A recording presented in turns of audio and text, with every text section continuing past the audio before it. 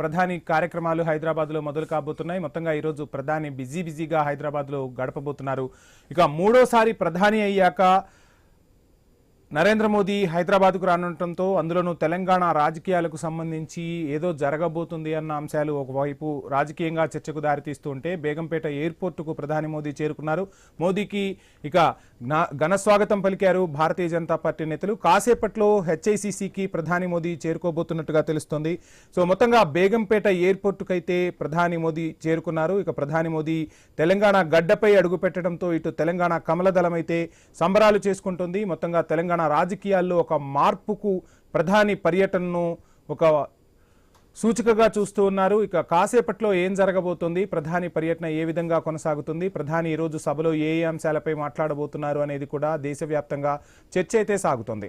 ఇక చూడొచ్చు మనం ప్రధానమంత్రి మోదీ హైదరాబాద్ పర్యటన అయితే మొదలైంది. ఇక ఎటువంటి కార్యక్రమాలు చేపట్టబోతున్నారు, ముందుగా అధికారిక కార్యక్రమాల్లో ప్రధాని పాల్గొంటారు. ఆ తర్వాత భారతీయ జనతా పార్టీ సభ ఉంది. ఆ సభలో ప్రధాని తెలంగాణ రాజకీయాలకు సంబంధించి దక్షిణాది రాజకీయాలకు సంబంధించి కూడా కొన్ని కీలక అంశాలైతే మాట్లాడే అవకాశాలు కనిపిస్తూ ఉన్నాయి.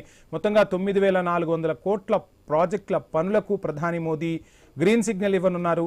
సో చాలా పెద్ద మొత్తంలో కేంద్రం నుంచి నిధులు తెలంగాణకు వస్తున్నట్టుగా మనం మాట్లాడాల్సి ఉంటుంది. అదేవిధంగా రకరకాల అంశాలు 9,400 కోట్ల అభివృద్ధి పనులకు శంకుస్థాపన చేయడంతో పాటు తెలంగాణ రాజకీయాలకు సంబంధించి ఇప్పటి వరకు కూడా ఇటు గతంలో అధికారంలో ఉన్న బీఆర్ఎస్ పార్టీ అవ్వచ్చు, ఇప్పుడు అధికారంలో ఉన్న కాంగ్రెస్ పార్టీ అవ్వచ్చు, తెలంగాణపై సవతి తల్లి ప్రేమ చూపిస్తోంది భారతీయ జనతా పార్టీ. తెలంగాణకు నిధులు ఇవ్వట్లేదంటూ చేస్తున్న ఆరోపణలకు ఈ 9,400 కోట్లతో అటు భారతీయ జనతా పార్టీ శ్రేణులు కానీ నాయకులు కానీ చెక్ పెట్టే విధంగా పెద్ద ఎత్తున నిధులైతే తెలంగాణకు తరలిరానున్నాయి. ఈ నిధులతో తెలంగాణపై మాకు ఎటువంటి వివక్ష లేదు, తెలంగాణను కూడా మేము సమానంగా చూస్తున్నాం, తెలంగాణలో కూడా మేము అధికారంలోకి రావాలనుకుంటున్నాం అన్నట్టుగా కూడా పరిస్థితులు అయితే కనిపిస్తున్నాయి. ఆ విధంగా రాజకీయ సమీకరణాలు కూడా శరవేగంగా మారేలా ఈరోజు ప్రధాని మోదీ సభావేదిక నుంచి మాట్లాడే మాటల తూటాలు తెలంగాణ రాజకీయాల్లో పెను ప్రకంపనలు సృష్టిస్తాయంటున్నారు.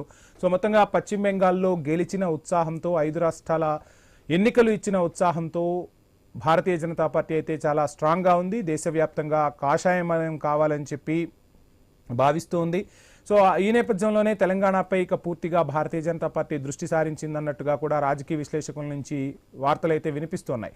సో ఏం చేయబోతున్నారు, తెలంగాణలో ఏ విధంగా భారతీయ జనతా పార్టీ పావులు కదుపుతోంది. ఓవైపు ఉద్యమ పార్టీ అనుకుంటున్న బీఆర్ఎస్ అధికారాన్ని కోల్పోయింది. ఈసారి ఖచ్చితంగా అధికారంలోకి వచ్చేది మేమే అంటూ అటు బీఆర్ఎస్ చెప్తూ ఉంటే, సో మేము పాలనను అందిస్తూ ఉన్నాం, మరొకసారి ప్రజలు మా వైపే ఉన్నారు, తెలంగాణ ఇచ్చింది కాంగ్రెసే కాబట్టి ఖచ్చితంగా కాంగ్రెస్ వైపే మరలా ప్రజలు మొగ్గు చూపుతారు, మేము చేస్తున్న అభివృద్ధి సంక్షేమం పట్ల ప్రజలు మా వైపే ఉన్నారంటూ అటు రేవంత్ రెడ్డి చెప్తూ ఉంటే, సో ఖచ్చితంగా ఈసారి కాషాయ జెండా తెలంగాణపై ఎగరేయాలి. సో గతంలోనే కాస్త మనకు ఛాన్స్ మిస్ అయింది.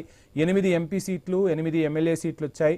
సో 8 ఎంపీ సీట్లు వచ్చాయంటే దగ్గరగా 52-53 నియోజకవర్గాల్లో భారతీయ జనతా పార్టీ పట్ల ప్రజలు సానుకూలంగా ఉన్నారు. సో ఆ సానుకూలతను ఇంకొంచెం మనం గ్రౌండ్ లెవెల్లో వర్క్ చేస్తే ఖచ్చితంగా కింగ్ మేకర్ లేదంటే కింగ్ అవ్వచ్చు. ఆ నెక్స్ట్ ఎలక్షన్కి తెలంగాణలో కాషాయ జెండా రెప్రెపలాడేలా చేయొచ్చు అనేది భారతీయ జనతా పార్టీ ప్లాన్గా కూడా భావిస్తున్నారు. సో మొత్తంగా మనం చూస్తే భారతీయ జనతా పార్టీ ఎప్పుడైనా ఎక్కడైనా ఏ రాష్ట్రంపైన కన్నేసింది అంటే ఆ రాష్ట్రంలో సెకండ్ లీడ్లో ఏ పార్టీ అయితే ఉందో ఆ పార్టీ అధికారంలోకి వచ్చేలా పావులు కదుపుతుంది. ఆ తర్వాత భారతీయ జనతా పార్టీ అసలు గేమ్ స్టార్ట్ అవుతుంది. సో మనం పశ్చిమ బెంగాల్లో చూసినా, కేరళలో చూసినా, ఇప్పుడు తమిళనాడులో చూస్తున్నా, రేపు తెలంగాణలో చూడబోతున్నా, ఎక్కడికక్కడ భారతీయ జనతా పార్టీ తన స్ట్రాటజీని పక్కాగా అమలు చేస్తుంది. బీహార్ లాంటి చోట కూడా ఏ విధమైన రాజకీయాన్ని భారతీయ జనతా పార్టీ అధినేతలు, ఒకవైపు మోదీ షా చాణక్యం గురించి ఎప్పుడు మనం మాట్లాడుకుంటూ ఉంటాం. సో ఆ మోదీ షా చాణక్యం ఏ విధంగా ఫలిస్తుందో కూడా మనం చూస్తున్నాం. ఇక బేగంపేటకు మోదీ అయితే చేరుకున్నారు. సభాస్థలి వద్ద నుంచి పూర్తి డీటెయిల్స్ మా ప్రతినిధి రత్నకుమార్ అందిస్తారు. రత్నకుమార్, మొత్తంగా దేశ ప్రధాని మోదీ పర్యటన తెలంగాణలో కొనసాగుతోంది. సో రకరకాల పరిణామాలు చోటు చేసుకుంటూ ఉన్నాయి రాజకీయంగా.